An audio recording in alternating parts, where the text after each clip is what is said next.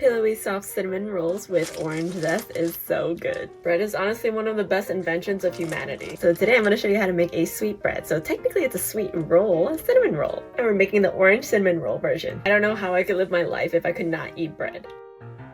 And let's get started.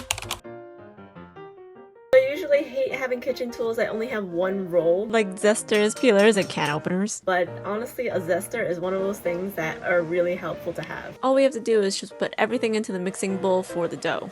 And I'm just going to mix it on a lower speed because we don't want to overwork our mixer, and just let it run for about 10 to 15 minutes. If it looks a little sticky, that's totally fine. Technically it should be a little less sticky than this, but my kitchen was kind of warm, but don't worry, it still works out. Cover with a plate and ferment for 1 hour. And while the dough is fermenting, I'm going to make my filling and my glaze. You can also make the cinnamon orange filling beforehand and just put it in a separate container like this.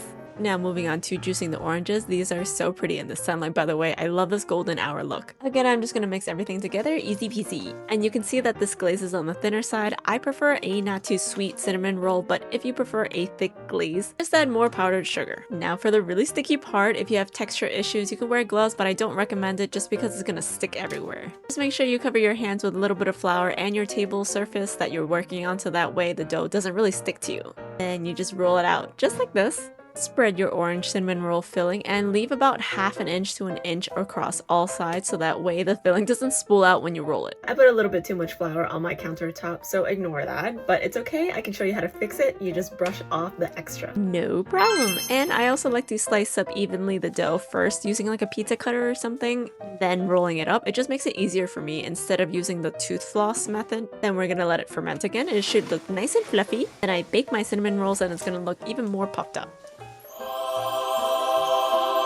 Let your cinnamon rolls cool fully and then put your glaze on top.